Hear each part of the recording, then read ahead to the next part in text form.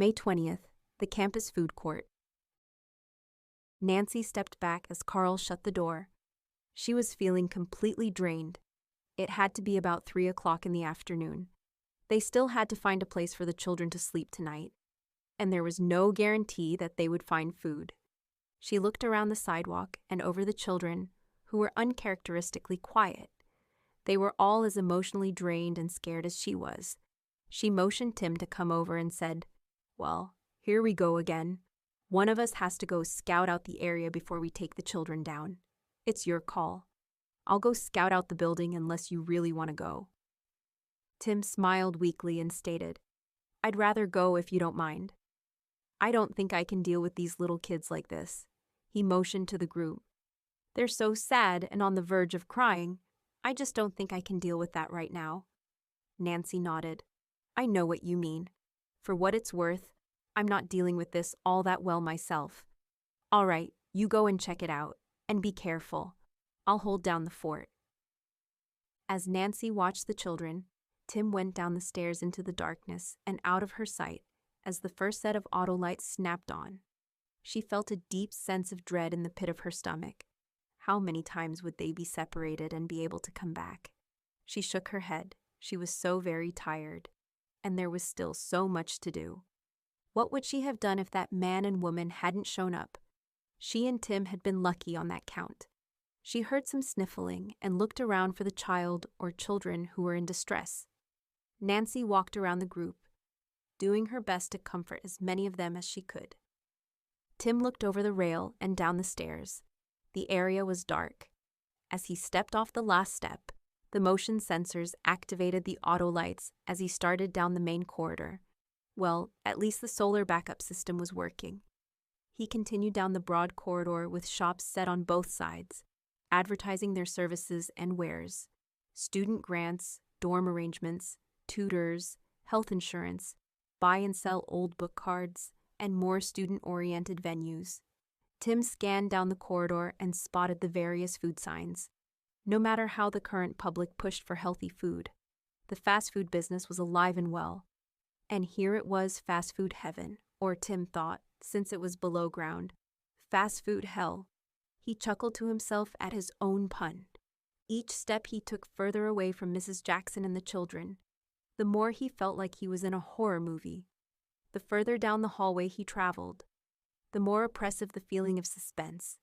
Where was the chainsaw Crazy going to jump out from to start hacking someone to pieces? He felt the tension build with each step. Why did he volunteer? Oh yeah, the depressing little kids. So now his skin was crawling, and he was ready to wet his pants. He looked at every dark corner, half expecting something to jump or slither out. He remembered when he was a kid and had to get up to go to the bathroom in the middle of the night. He had been afraid to put his feet on the floor next to his bed, certain that the dark space underneath held some unknown terror that would reach out and pull him under to some horrible doom. But he had survived every nighttime trip to the bathroom. Most of the shops were closed for the summer, just as Carl had said they would be. As he walked on, he could smell food cooking.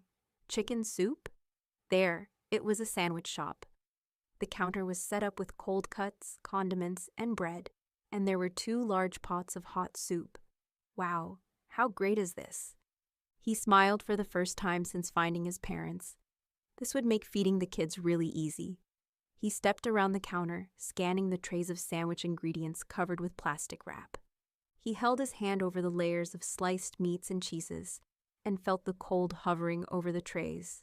Good, he nodded. The refrigeration was working, so the solar backup system must be working too, and the food would still be safe to eat. He turned and stepped toward the soup pots, when his foot caught on something and he tripped and fell. Nancy waited, pacing to the stairway and back to the children, then back to the railing. It felt as if Tim had been gone a very long time, or was the stress of worry playing with her sense of time? She walked back and looked down toward the corridor through the rails again, but still no sign of the young man. She smiled at the girls holding the baby and tried to exhibit a look of calm. She kept glancing at her wrist chronometer, which still didn't work, and then wondered, why am I still wearing this thing? Now she wished she had purchased one of the low-tech chronometers that were not linked to the WWN. She paced back to the rail. How long was that corridor? One of the children asked when Tim would get back. Another child asked if they were going to eat soon. Nancy smiled and gently told them to be patient, and soon. She paced the path to the rail again when she finally heard footsteps. She bent over the rail to see Tim walk into view and then saw the blood on his face. Nancy raced down the stairs to the boy. What happened? Tim waved her away and shook his head. I fell down and hit my head. Stupid. I wasn't paying attention and tripped. He glanced up at the children looking over the rail at him. He stepped closer to Nancy, tipped his head in the direction from which he had come, and whispered, I found 2 people and had to move them. Nancy closed her eyes, thinking how easy it would have been for either of them to get hurt and not return. She tried to examine the cut on Tim's head again while she asked, Is there a safe place where we can take the children? He nodded. Yeah, he said. There's a sandwich shop all set up with fresh food, and it'll be really easy to serve the kids a meal. He smiled weakly as he fended off her worried mothering over the small gash on his head. It was just a superficial cut, and typical of a head wound. It had bled profusely. Nancy studied Tim's face. He was more upset than he let on, but she decided not to press the boy about what had happened. She would make sure to ask later. Right now, it was time to take the children down into the food court and organize some system to feed all of them. When they arrived at the sandwich shop, Nancy called the older children together and asked for volunteers to help work the counter to make sandwiches. With the older students assigned to jobs, an assembly line formed and sandwiches were constructed. Nancy monitored the line of children receiving sandwiches while keeping up encouragement to the older children behind the counter. Tim stood at the soup pots and offered the hot soup. The food had a calming effect on the children, and they started to perk up a little. Nancy scanned the children, and the scene started to feel a little more like a field trip, a kind of we're off to see the zoo atmosphere instead of my world has just ended. While some of the older children were serving the group, the other older children helped her comfort and encourage the younger. They helped the shyest children to go ahead and get in line. Nancy directed the workers to make the sandwiches a certain size and not to overstuff them. They had to remember that another busload of older, larger children were coming, and they also had to be fed. She looked down the corridor and tried to calculate the time in her head. Carl should be back about the time this group of children had finished eating. There were not enough tables in the shop for everyone to sit at for their meal, so Nancy nervously gave the children permission to sit at the benches scattered up and down the main thoroughfare of the food court. She paced back and forth from the counter to the children out in the main thoroughfare, reminding them to stay in this area and not wander off. Nancy returned to the counter where she and Tim made sure that each child had a sandwich and a cup of soup if they wished. Only a few children wanted the soup, and Nancy planned to save that to be offered later for those who would ask for more. She tried not to let her imagination run away, wondering what tomorrow would bring. She watched the children as they quietly ate, asking herself, will this be our last easy meal? So far, all she'd been able to do all day was think through one step at a time. Now, consideration of what might lay in the future started to creep into her thoughts. She wondered what was happening in other towns and communities outside their little mountain valley. Nancy tried to ask Tim again how he had injured his head earlier. The young man just shook his head. Not now, please, Mrs. Jackson, he said quietly.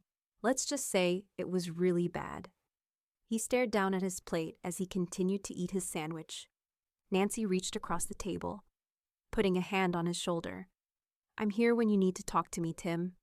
I don't know what I would have done today without you, she told him gently.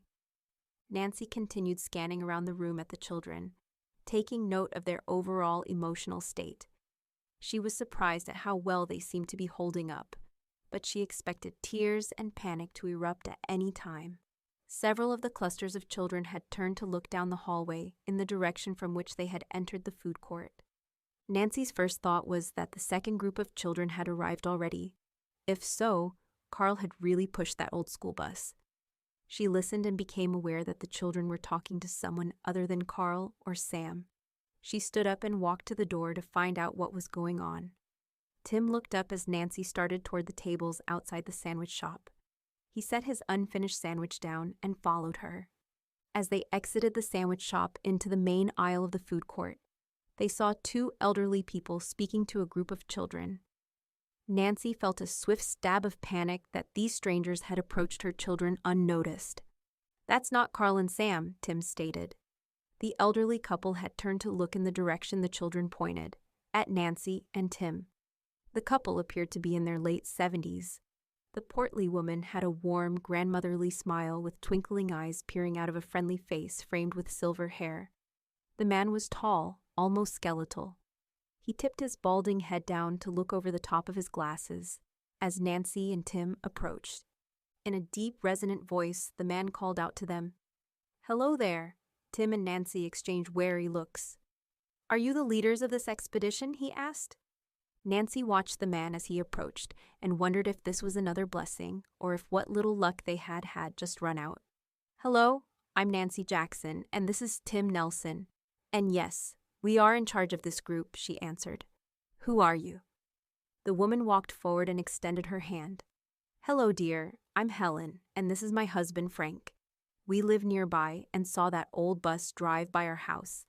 We decided to walk over to find out what was going on. The net has been down all day, along with the main power and the phones. If I didn't have to renew one of Frank's meds, we would have just sat there and ignored the rest." She barely paused. "Frank and I used to teach on campus, but we're both retired now. So, what brings you youngsters onto our beautiful campus during the summer break? Is this a field trip?" she finished rapidly. Tim and Nancy looked at each other, somewhat startled.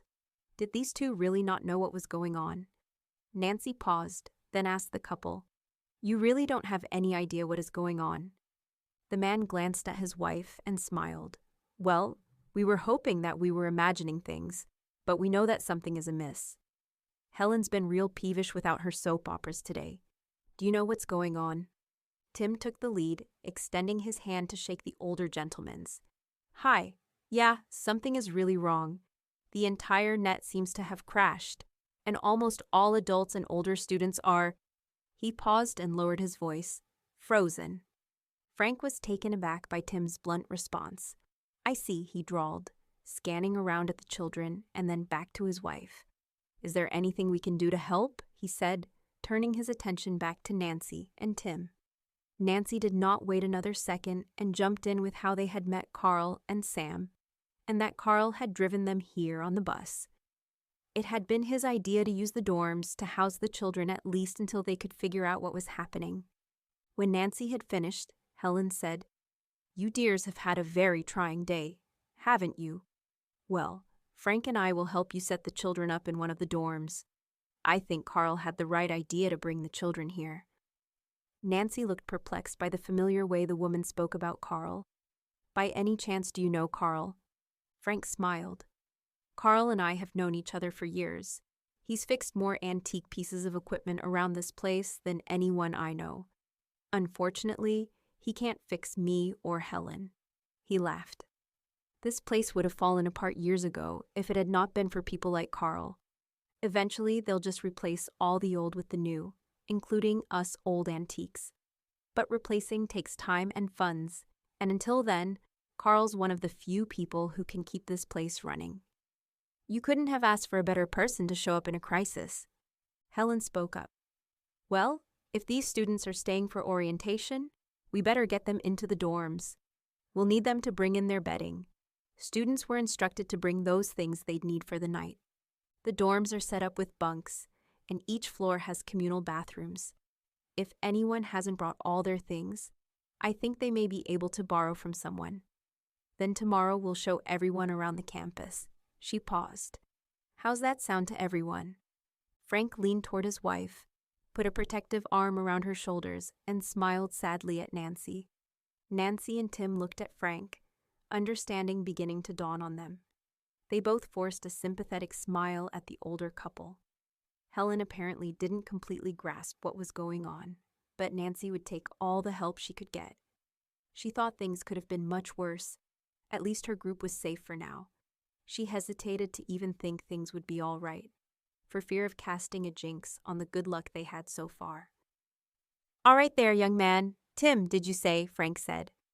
"I think we should go scavenging for some supplies," Nancy chimed in. "Why don't we wait a few more minutes, and the second group should be arriving. Then we could start to feed the other children, plus Carl and Sam will be here to help." Frank asked, "How many children have you collected?" Nancy faced the man and replied, "About 190 from ages 5 years to 13, and Tim. Then I found the baby in a home near the fire station." Nancy was silent for a long moment. She looked at Frank and Helen. "How many other babies are out there without parents?" she whispered to them. Helen patted Nancy's arm with her hand. "You did what you could, dear. There's only so much any of us can do. We will have to lean on each other and take one day at a time and hope the good Lord will help us through our trials," the woman rambled. "I personally think you've done a fabulous job, bringing all these children down for a field trip all by yourself." "My goodness," Helen exclaimed as she wiped soup from a little girl's mouth. "I would have never considered trying to manage this many children all by myself in my day." Nancy raised her eyebrows. She wasn't sure if the woman was scolding her or admiring her tenacity. The woman's repeated reference to this being a field trip or a student orientation kept throwing Nancy off, but she was thankful for the support all the same. At this moment, though, she did not feel like she had accomplished nearly enough. Her mind kept thinking about all the other children still out there, alone and frightened. And now night was coming on.